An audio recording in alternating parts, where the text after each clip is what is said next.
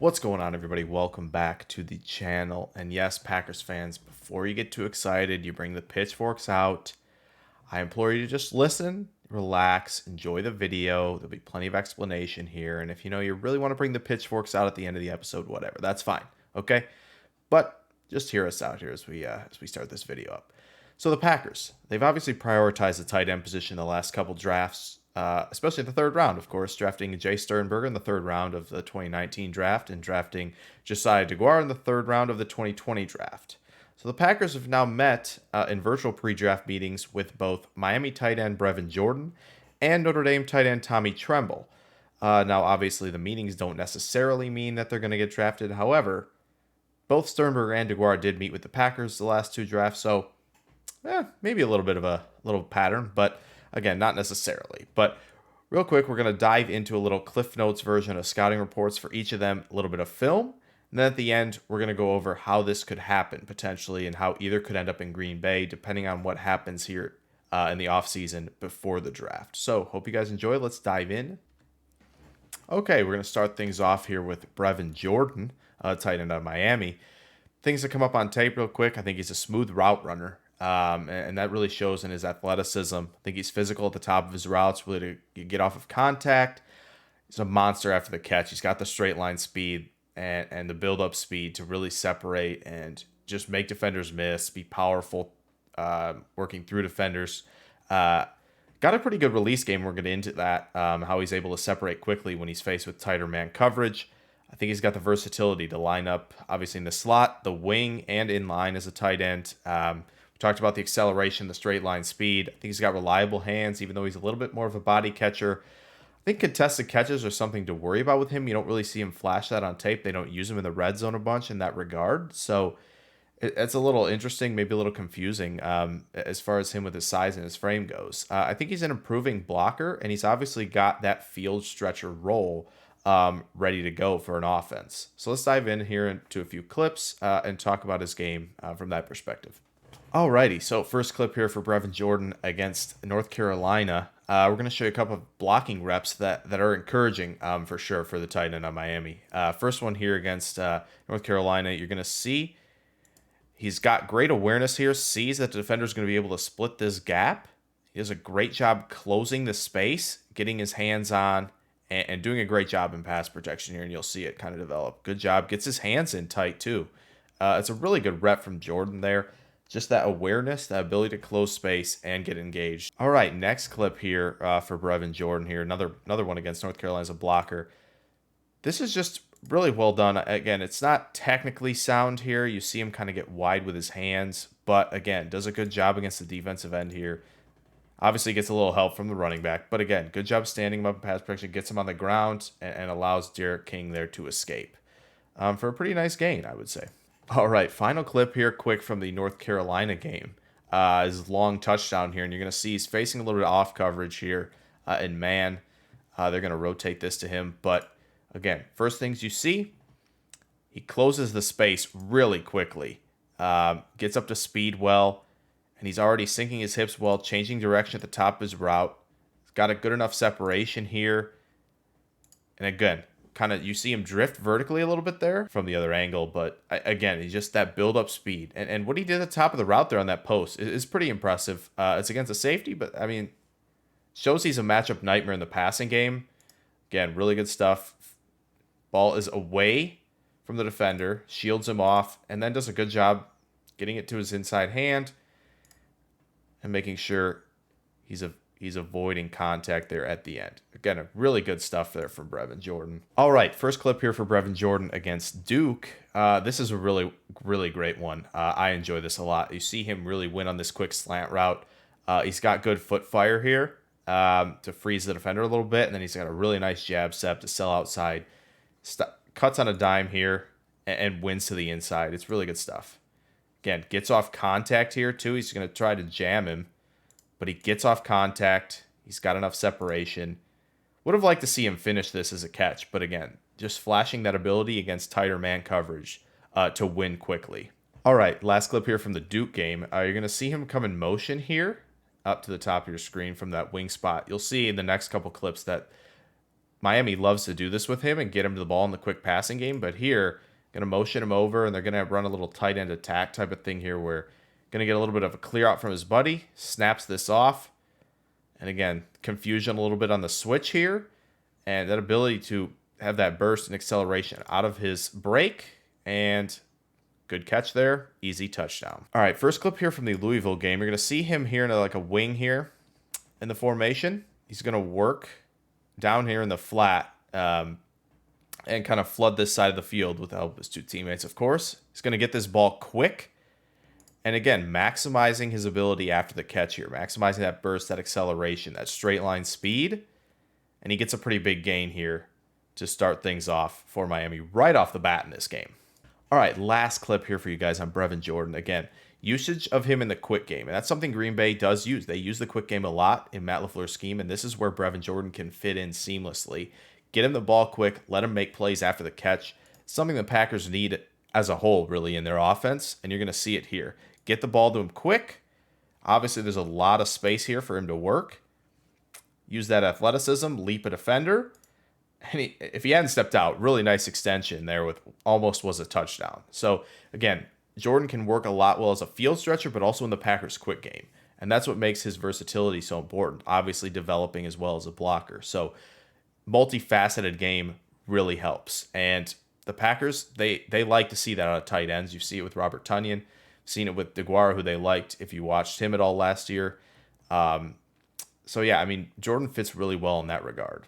So let's move over to Tommy Tremble and talk about him. Alrighty, quick scouting report here, a Cliff Notes version of Tommy Tremble as a player in this draft. Again, he's an alpha dog as a blocker. That's really evident from first jump on film. Just his tenacity, his willingness to finish as a blocker. And he's got great awareness, too, in pass pro. I think his technique is very solid overall. And, again, we talk about how power in the lower half as a blocker at a lot of different positions, really, to finish off defenders, and he has that. He's got good body control as a pass catcher, and he's a hands catcher too. He plucks the ball, keeps it away from his frame, does a good job there. He's got good long strides as well, and that's where I think a team who drafts him will get that ability as they'll use him as a blocker and in the passing game. Something that obviously he didn't get a lot in college, really lack of targets for him in Notre Dame, primarily because he was so effective as a blocker. To have that extra guy in pass protection and an already great offensive line gave Ian Book a lot of time to decipher what was going on around him, make good reads, and make good throws. And again, I think his agility is a little bit of a question mark when in terms of making defenders miss in space, but I think, again, he's pretty smooth as a route runner as well, and you'll be able to see that as we look at a couple of his routes here on film. So let's dive in right now into that. All right, first clip here from Tommy Tremble. Just got a couple games from Notre Dame film, not too much, but good enough to highlight his skill set. So here's going to come from the opposite side of the formation here in motion, and you're going to see his awareness in pass protection here is he's going to pick up one of these blitzing linebackers. Really good stuff here. So see him come in motion. Going to see 24 here. Got a pretty good lane here. Running backs obviously got to keep his eye here and try to pick up where the pressure comes first. But this is a good job here. Tremble's already shuffling over, sliding over. Really good job. He hits him head on and really just looking to finish someone on every rep is really impressive with him. And there's no way that defender's getting past him there. No way. All right, another one here from Tommy Tremble's a blocker. You're going to see him come out of frame here and just level this defensive end. Not many words other than that needed. Boom. Gets low, too, especially. That's what's really nice. He's low, and there is no chance. He is completely out of this play. Tremble gets him on the ground. See, and still finishing him there. Really good stuff. Just alpha dog in general. All right, last clip here from the Pitt game. Actually didn't get a target here, but I thought it was really nice to see how smooth Tremble looks as a route runner. You're going to see him here on the side of the line. Just watch. It's really impressive to see how smooth he looks for his size. Here, pretty smooth there. Obviously chopping the feet to get into a break, but overall really smooth working that route and his ability to work over the middle of the field. That's good stuff, and that'll definitely translate into targets at the next level. All right, first clip here for Tremble against Clemson. You're going to see him come in motion here. Really heavy formation, obviously, for Notre Dame. Clemson, obviously very keyed in on him as a blocker here. So obviously that's what they believe he's out there doing. He's just going to slip this block, just slip it ever so slightly. Everybody's thinking run here. Gets out in space. Again, a pretty good route to the corner here on a pretty simple flood concept. And look at him leap the guy there. It's good athleticism. And I think the route was pretty crisp. Obviously, nobody there in coverage to make it difficult for him. But still, I think it was a great rep for him. And you can see, really selling, sneak out, and make this play. Okay, last clip here for Tommy Tremble. This is really good. It showcases a lot of things for him. Obviously, the receiving ability, but there's so much more here. So Tremble's going to work out on a route here. Obviously, displaces the defender, gets him on the ground. Book's going to get flushed a little bit here. You see Tremble kind of working against contact here, and when he does, well, look at that. Really good job helping your quarterback out. Snaps this off to get a comeback here to the quarterback. Makes a play. Good body control. Gets both feet down. That'll translate, obviously. It's good stuff. And we'll see it. We'll get you this other angle here. But obviously, this is the key. Just throws him. Just toss him like a rag doll. And is working back to the football. And makes a little nice tightrope catch, if you can see that. Both feet down. Good stuff from Tremble. So, you've seen the cliff notes. You've seen the tape. Let's talk about, could this actually happen? Could the Packers actually take a tight end in the draft for a third year in a row? Well, I think it's a little more complex than just a yes or no. Obviously, the pre-draft meetings doesn't mean they're drafting them, but obviously, as we covered, they did meet with both Sternberger and DeGuara. So it's a possibility. Obviously, meetings could mean, just clear up a couple things as far as interviewing them. And really finalize where they want to be on their team's board. So, just interviewing with Jordan and Tremble here, really just thinking about, okay, if he's available potentially here, we'll maybe take him. Or maybe they take him off the board, depending. Meetings can mean a lot of things, so obviously there's no guarantee there. But the tight end room, free agency, all this stuff, it goes into this decision. And obviously the Packers are very cap-strapped right now. As of now, I believe, after the Amos restructure and the Preston Smith new type of deal he's got for 2021, brings the Packers to about $1 million or so above the cap at the moment. Now, that still obviously will leave them saying sayonara to Aaron Jones and Corey Linsley, most likely. And they've still got work to do, right? So the tight end room in general as well, 2 free agents to look at. Mercedes Lewis, obviously getting up there in age. He's probably not going to be back. They obviously love their young 2 tight ends in-house right now. The bigger question is Robert Tonyan, who is a restricted free agent. Now, what that means is the Packers are going to have to tender an offer. Now, I don't know what the interest level is going to be in Tonyan, so we'll see on that. But the Packers will have to eventually send out a tender for him. Most likely, it will be a second-round tender. It seems around the $3 million mark. I think just over about $3.3 million or so is what they're going to offer him on the sheet. And so if he comes back, then obviously he's staying in Green Bay and this whole discussion becomes a little bit moot. But if Tonyan is not to come back and the Packers maybe don't even offer anything, then it gets interesting because you have Sternberger and you have DeGuara, obviously, both under contract for a couple more years. But you also have Isaac Nauta and you have Dominique Daphne. Now, do you trust either of those to be the third tight end? I don't know. Obviously, Daphne was in a little bit last season, caught a touchdown. But, I think the Packers, who value their tight ends and value 12 personnel a lot, and we've seen them make that sort of shift, even as 21 personnel, 12 personnel, they like to mix things up. They like to have versatile playmakers.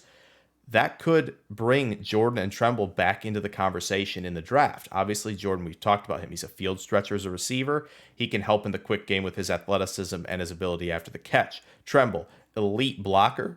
He could come in and be that. Obviously, you have your field stretcher more be in Sternberger, and then you have the more versatile H-back type in DeGuara. Maybe you think, we need that guy who can maybe be almost a third tackle for us in Tremble. So the Packers may have to decide which of the 2 they like more if that's the direction they go.